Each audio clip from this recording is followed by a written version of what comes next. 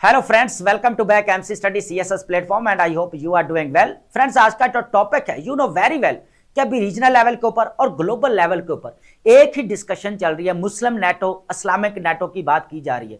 ये तब से है जब से यहाँ पर टर्की ने बेसिकली इजहार किया कि यहाँ पर पाकिस्तान और सऊदी अरेबिया के दरमियान में जो स्ट्रैटेजिक यहाँ पर डिफेंस पैक्ट हुआ है, हम भी यहाँ पर जो है ट्राइलैटरल डिफेंस पैक्ट यहाँ पर साइन करना चाहते हैं। ये इंपॉर्टेंट चीज है। यहाँ पर बेसिकली ये तीनों कंट्रीज ऐसा करना क्यों चाहते हैं? क्वेश्चन इज दैट हो क्या रहा है कि यहां पर तीनों कंट्रीज, आप पाकिस्तान को अगर देखें तो रीजनल लेवल के ऊपर पाकिस्तान को काफी चैलेंजेस फेस करना पड़ रहे हैं। तो आपके सामने यहां पर कश्मीर वाला इशू, उसके बाद अभी रिसेंटली पाकिस्तान और इंडिया के दरमियान में हमें कॉन्फ्लिक्ट देखने को मिला। उसके बाद अगर देखा जाए तो पाकिस्तान के अंदर यहां पर terrorist activities day by day बढ़ती जा रही है, मिलिटेंट्स ग्रुप्स बढ़ते जा रहे हैं, जिसकी वजह से पाकिस्तान की सॉवरेनिटी को बहुत बड़ा यहां पर चैलेंज है।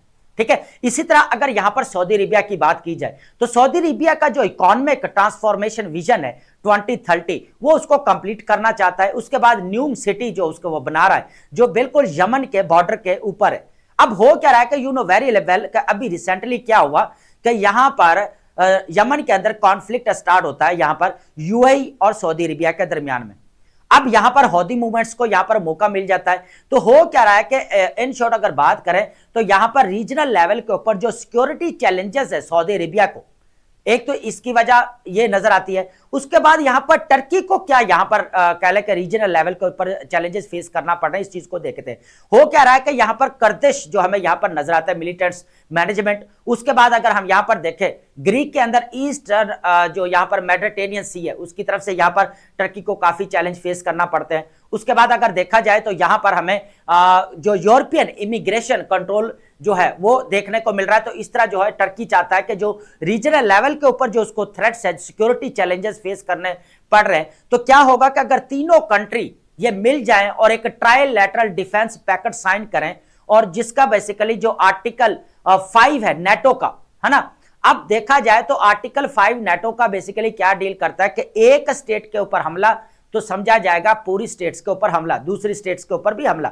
तो इसी तरह इन तीनों ट्राइलैटरल जो डिफेंस पैक्ट की बात की जा रही है, जो एक इस्लामिक नेटो की बात की जा रही है, यहां पर मुस्लिम नेटो की बात की जा रही है, तो इनका पर्पज एक है कि यहां पर रीजनल लेवल के ऊपर, नेशनल लेवल के ऊपर या मुस्लिम उम्मा जितने भी मुस्लिम स्टेट्स हैं उनको यहां पर जो सिक्योरिटी चैलेंजेस फेस करना पड़ रहे हैं बेसिकली उनको यहां पर कर्टेल करना है। ठीक है। उसके बाद अगर देखा जाए तो तीनों के इंटरेस्ट हमें यहां पर देखने को मिलते हैं और तीनों का इंटरेस्ट अगर देखा जाए नेशनल लेवल के ऊपर, रीजनल लेवल के ऊपर एंड ग्लोबल लेवल के ऊपर, इनको काफी जो है वो सिक्योरिटी चैलेंजेस का सामना है जिस तरह पाकिस्तान को अभी है। ठीक है। अब हो क्या रहा है कि यहां पर तीनों के पास अलग अलग कैपेबिलिटीज है और यह बात की जा रही है अगर ये तीनों कैपेबिलिटीज मिल जाए, एक के पास अगर मिलिट्री कैपेबिलिटीज है, एक के पास हमें यहां पर रिसोर्सेस कैपेबिलिटीज देखने को मिल रही है और उसके बाद अगर एक के पास हमें देखा जाए तो न्यूक्लियर कैपेबिलिटीज हमें देखने को मिल रही है ना। अब हो क्यों रहा है? अब देखें यहां पर यह तो एक अलग चीज है कि यहां पर मुस्लिम स्टेट्स को हमें यहां पर जो है वो चैलेंजेस फेस करना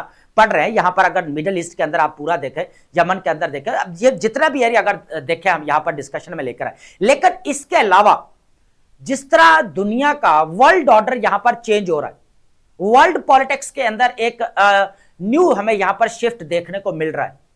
यूनिलैटरल एक्शन यहां पर देखने को मिल रहा है, रिवाइवल ऑफ इंपीरियलिज्म हमें देखने को मिल रहा है, रिवाइवल ऑफ कॉलोनियलिज्म हमें यहां पर देखने को मिल रहा है। वेनेजुएला और यूएसए वाला केस आपके सामने अभी तो अगर देखा जाए, उसके बाद यहां पर यूएसए और ग्रीनलैंड जो अभी बात की जा रही है, आप वो आपके सामने है। उसके बाद अगर यहां पर मिडिल ईस्ट के अंदर अगर देखा जाए, जिस तरह गजा के ऊपर यहां पर इंटरनेशनल स्टेबलाइजेशन फोर्स को यहां पर जो है डिप्लॉय करने की बात की जा रही है, उसके बाद बोर्ड ऑफ पीस यहां पर बनाया जा रहा है जिसको बेसिकली यहां पर ट्रंप एडमिनिस्ट्रेशन चेयर करेंगे। ठीक है। तो ओवरऑल अगर हम यहां पर देखें, जिस तरह हमें यहां पर हेजमनी नजर आ रही है वेस्टर्न कंट्रीज की और इसके साथ अगर देखा जाए मुस्लिम स्टेट्स के ऊपर भी, अब हो क्या रहा है कि मुस्लिम मिडिल ईस्ट के अंदर सबसे बड़ा अगर कोई चैलेंज फेस कर रहा है मिडिल ईस्ट के अंदर तो वो मुस्लिम स्टेट्स है, जो किसकी तरफ से कर रहे हैं बेसिकली इजराइल। इजराइल क्या कर रहा है बेसिकली ग्रेटर इजराइल बनने जा रहा है और वो बात कर रहा है ग्रेटर इजराइल बनने की। अब हो क्या रहा है कि जो इजराइल है वो क्या कर रहा है, सोमालिया का जो एक मेन हिस्सा है, एक टेरिटरी सोमालीलैंड, उसको as a independent state consider किया है, रिकॉग्नाइज किया इजराइल ने। सबसे बड़ी ये हमारे यहां पर चेंजिंग देखने को मिल रही है। अब हो क्या रहा है कि यहां पर अगर हमें यहां पर जो पैलेस्टाइन के ऊपर जिस तरह कब्जा हमें देखने को मिला, उसके बाद यहां पर हमें जिस तरह ईरान के अंदर इंटरफेरेंस देखने को मिल रही है यूएसए की और यहां पर इजराइल की, तो इस तरह जो जितने भी मुस्लिम स्टेट्स हैं उनके लिए काफी यहां पर सिक्योरिटी चैलेंजेस फेस करना पड़ रहा है। यहां पर जो एक रजीम चेंज प्रोसेस हमें देखने को मिल रहा है वो एक बार दोबारा फिर जो है वो बैक आ चुका है, दोबारा आ चुका है। ठीक है, अब हो क्या रहा है यहां पर कि पाकिस्तान अगर यहां पर ईरान के अंदर कुछ भी यहां पर होता है तो पाकिस्तान को डायरेक्टली या इनडायरेक्टली जो है वो काफी जो है वो चैलेंज का सामना करना पड़ सकता है। यह इंपॉर्टेंट चीज है। तो अब हो क्या रहा है कि ये सारी चीजों को सामने रखते हुए यही एक यहां पर सामने आई है चीज, ट्राइलैटरल डिफेंस पैक्ट, जिसको यहां पर मुस्लिम नेटो बोला जा रहा है, इस्लामिक यहां पर नेटो बोला जा रहा है। अब हो क्या रहा है कि जो आपका टर्की है, टर्की अब जो है यहां पर नेटो का सेकंड लार्जेस्ट हमें यहां पर देखने को मिलता है, जो यहां पर मिलिट्री पावर रखता है, मिलिट्री एक्सपर्टीज यहां पर हमें देखने को मिलती है। तो अब इनको यहां पर जो है वन बाय वन डिस्कस करते हैं और एनालाइज करते हैं, और ये काफी ये हमें कह ले कि एज ए मुस्लिम स्टेट्स जितने भी है उनके लिए ये इंपॉर्टेंट है और ऐसा होना भी चाहिए या नहीं होना चाहिए, ये भी एक चीज यहां पर देखने को है। ठीक है, लेकिन चलते हैं अपने सबसे पहले हम यहां पर इसको डिस्कशन में लेते हैं ताकि चीजें जो है यहां पर क्लियर हो जाए मजीद। अब हो क्या रहा है यहां पर, जिस तरह दुनिया का वर्ल्ड ऑर्डर मैंने पहले भी बताया चेंज हो रहा है, तो अब यहां पर मुस्लिम स्टेट्स ये चाह रही हैं कि यहां पर इनका अपना अलायंस हो। हालांकि ये बात अभी रिसेंटली हमें बांग्लादेश के तरफ से भी देखने को मिली कि हम रीजनल लेवल के ऊपर सार्क को जिस तरह हमें यहां पर फेलियर देखने को मिल रहा है, जिस तरह वीक देखने को मिल रहे, उसी तरह क्या है कि बांग्लादेश ने कहा था कि हमारे रीजनल लेवल के अंदर साउथ एशिया के अंदर अगर देखा जाए तो पाकिस्तान, बांग्लादेश और चाइना का अलायंस होना चाहिए यहां पर। तो यह बात उस वक्त यहां पर बांग्लादेश ने भी की थी। ठीक है, लेकिन अब यहां पर हमें नजर आ रहा है Turkey are working towards new defence agreement, है ना। अब होगा क्या कि या तो ये पहले वाला है या एक नया, इनके दरमियान में एक ट्राइलैटरल डिफेंस पैक्ट होगा यहां पर, जिसके अंदर बेसिकली फीचर सबसे इंपॉर्टेंट ये है कि जो फिफ्थ हमें यहां पर आर्टिकल नजर आता है नेटो का, जिसका एक स्टेट के ऊपर हमला समझे सारी स्टेट्स के ऊपर हमला, है ना। तो यहां पर वो चीज हमारे सामने आ रही है और ट्राइलैटरल यहां पर डिफेंस पैक्ट की यहां पर बात की हो क्या रहा है कि हर स्टेट यहां पर पाकिस्तान है, चाहे सऊदी अरेबिया है, चाहे हमें यहां पर टर्की, अब टर्की और यहां पर हमें कह लें सऊदी अरेबिया, ये एक मिडिल पावर्स है ना, एक मिडिल पावर्स हैं और ये इमर्जिंग इकोनॉमीज में भी हमें देखने को मिल रहा है। अब हो क्या रहा है यहां पर, टर्की के क्या इंटरेस्ट नजर आता है, सबसे पहले इस चीज को यहां पर देखते हैं। टर्की क्यों चाहता है कि यहां पर ट्राइलैटरल जो है हमारा यहां पर क्या होना चाहिए, डिफेंस पैक्ट होना चाहिए। सबसे पहले कर्दिश मिलिटेंसी मैनेजमेंट, सबसे पहले हमें क्या नजर आएगा, इसको जो इश्यू है यहां पर कर्दिश मिलिटेंसी मैनेजमेंट का इसे इशू आ रहा है, इसको यहां पर वो डील करना चाहता है, एक ये चीज है। सेकंड हमारे पास इसके आता है Greek tensions in eastern Mediterranean. अब ग्रीक टेंशन जो इसकी साथ ग्रीक के साथ इसका जो कॉन्फ्लिक्ट हमें देखने को मिल रहा है ईस्टर्न मेडिटेरियन सी के अंदर। उसके बाद थर्ड नंबर पे हमें ब्लैक सी जो है यहां पर जो है देखने को मिल रहा है, जहां पर इसके काफी जो है वो टेंशन एस्केलेट होती रहती है, एक चीज। फोर्थ नंबर पे यहां पर हमारे पास नजर European immigration control at Bosporus, यहां पर जो हमें स्टेट नजर आती है ना। तो यहां पर अगर देखा जाए टर्की को रीजनल लेवल के ऊपर काफी सिक्योरिटी चैलेंजेस का सामना है और ये सारा जो सामना करना पड़ा है ऑलमोस्ट अगर बोला जाए तो यूरोपियन कंट्रीज की तरफ से यहां पर सामना देखने को मिलता है, ये चीज है। अब बात करते हैं यहां पर सऊदी अरेबिया की। सऊदी अरेबिया क्यों चाहता है कि यहां पर, सऊदी अरेबिया तो ऑलरेडी पाकिस्तान के साथ यहां पर स्ट्रेटेजिक डिफेंस पैक्ट यहां पर साइन कर चुका है। अब हो क्या रहा है कि सऊदी अरेबिया अपना इकोनॉमिक ट्रांसफॉर्मेशन जो प्लान है 2030 तक उसने कंप्लीट करना है ना, तो उसको तो भी सिक्योरिटी चाहिए ना, है ना, विदाउट सिक्योरिटी तो इम्पॉसिबल होगा। तो उसके बाद अगर देखा जाए न्यूम हमें सिटी यहां पर फ्लैगशिप देखने को, प्रोजेक्ट नियर यमन। अभी हमने बात की कि यमन के बॉर्डर के ऊपर हमें कॉन्फ्लिक्ट यहां पर देखने को मिल रहा है। हालांकि आपको पता है यमन के अंदर प्रॉक्सी वॉर्स भी यहां पर लड़ी जा चुकी हैं। तो देखा जाए तो यहां पर सऊदी अरेबिया का अगर सबसे बड़ा अगर कोई सिक्योरिटी चैलेंजेस फेस करना पड़ रहा है तो वो यमन की तरफ से हमें यहां पर नजर आ रहा है। ठीक है, तो एक चीज है।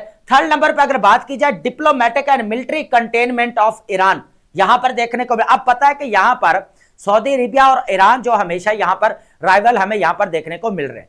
ठीक है, एक चीज तो यह, लेकिन जिस तरह अभी यहां पर जो है वो मुस्लिम स्टेट्स को यहां पर चैलेंजेस का सामना है, जिस तरह यहां पर इश्यूज का सामना है, तो इसके ऊपर जो है इनको मिलकर बैठना चाहिए। उसके बाद है रेजिम सिक्योरिटी कंसोलिडेशन। उसके बाद क्या करना चाहते हैं, यहां पर जो स्टेट की सिक्योरिटी है है ना, उसको स्ट्रेंथन करना चाहते हैं, उसको कंसोलिडेट करना चाहते हैं, है ना, सऊदी अरेबिया। पाकिस्तान का क्या मिशन? सबसे पहले तो यहां पर इंडिया सेंट्रिक हमें यहां पर थ्रेट नजर आता है। उसके बाद Afghanistan border security tension, regional presence expansion, जिस तरह ईरान के अंदर अभी जो है यहां पर हमें socio economic and political instability देखने को मिल रही है। इसी तरह जो है वो Pakistan economic benefits from gulf engagement, और फिर क्या होगा कि पाकिस्तान को यहां पर गल्फ रिलेशंस भी यहां पर स्ट्रांग हो गए, और जितने भी गल्फ यहां पर हमें कंट्रीज नजर आते हैं उनके साथ पाकिस्तान का एक जियो इकोनॉमिक वाला और स्ट्रेटेजिक पार्टनरशिप हमें देखने को मिलती है। तो यहां पर हमें तीनों का ये जो है यहां पर गठजोड़ जो नजर आ रहा है तीनों कंट्रीज का हमें देखने को मिल रहा है। यह बेसिकली इसलिए बोला जाता है कि यहां पर मुस्लिम नेटो इसको बोला जा रहा है या इस्लामिक नेटो बोला जा रहा है। अब तीनों के पास कैपेबिलिटीज कौन सी हैं, इनको यहां पर डिस्कस करते हैं, यह काफी इंपॉर्टेंट रहेगा हमारे पास, ठीक है। चले, सबसे पहले हमारे पास यहां पर जो कैपेबिलिटी से अगर बात की जाए तो पाकिस्तान के पास हमें क्या कैपेबिलिटी नजर आती है? बेसिकली न्यूक्लियर कैपेबिलिटीज नजर आती है। पाकिस्तान के पास मेन पावर है, पाकिस्तान के पास बेसिकली बैलिस्टिक मिसाइल बनाने के लिए, JF-17 जैसे फाइटर जेट बनाने के लिए इसके पास मेन पावर है। तो पाकिस्तान के पास अगर बोला जाए तो यहां पर न्यूक्लियर हमें मेन पावर देखने को मिलती है, कैपेबिलिटी देखने को मिलती है, ठीक है। अगर सेकंड सऊदी अरेबिया की बात की जाए तो सऊदी अरेबिया के पास हमें रिसोर्सेज देखने को मिलते हैं, बहुत सारे रिसोर्सेज देखने को मिलते हैं, ठीक है। उसके बाद अगर यहां पर बात की जाए टर्की की, तो टर्की के पास हमें यहां पर मिलिट्री एक्सपर्टीज देखने को मिलती है। दोस्तों यू नो वेरी वेल कि नाटो के अंदर अगर कोई सेकंड लार्जेस्ट अगर मिलिट्री एक्सपर्टीज हमें नजर आती है तो वो टर्की की नजर आती है दोस्तों, है ना, क्योंकि टर्की का एक लॉन्ग लास्टिंग हमें हिस्ट्री उठाकर देखें तो इसका एक बड़ा कह ले कि हमें इससे दुनिया ने बहुत सारी चीजों से लर्न किया। तो मिलिट्री अगर देख रही यहां पर टर्की के हमें बहुत ज्यादा जो है वो स्ट्रांग नजर आते हैं। तो यहां पर तीनों कंट्रीज के पास, यहां पर टर्की के पास मिलिट्री कैपेबिलिटीज है, उसके बाद सऊदी अरेबिया के पास यहां पर रिसोर्सेज है, उसके फंडिंग कर सकता है, उसके बाद यहां पर पाकिस्तान के पास क्या है, बेसिकली न्यूक्लियर कैपेबिलिटीज नजर आती। तो तीनों कंट्रीज के पास अपनी अपनी कैपेबिलिटीज है और उस कैपेबिलिटीज को यहां पर जो है वो यूज करना चाहते हैं, है ना, और नेशनल सिक्योरिटी जो चैलेंजेस है उसको कर्टेल करना चाहते हैं। अब हो क्या रहा है, डिफेंस प्रोडक्ट है, यहां पर जो मिनिस्टर है जो confirm that the existence of draft agreement and separate from last year bilateral Pakistan Saudi Arabia deal. तो अब ये चीजें यहां पर देखने को, जो हकान फिदान है फॉरेन मिनिस्टर टर्की के, उन्होंने भी इस चीज को क्लियर किया कि बेसिकली अंडर प्रोसेस है और जितने भी 7 कंट्रीज है उनके साथ बातचीत की जा रही है और नेशनल सिक्योरिटी की भी यहां पर बात की जा रही है, सिक्योरिटी यहां पर जो एंड कोऑपरेशन की भी बात की जा रही है। तो इसका मतलब है यहां पर हमें जो है यहां पर अलायंस बनता हुआ नजर आता है।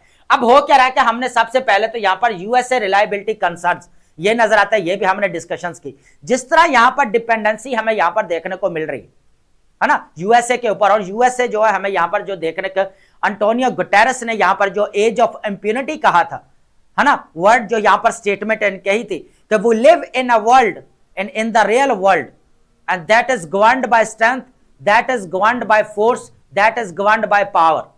तो ये स्टेटमेंट यहां पर हमें नजर आती है, जो यहां पर डिप्टी चीफ है, मैं यहां पर उनकी आती है स्टीफन मिलर की, जो यूएसए के।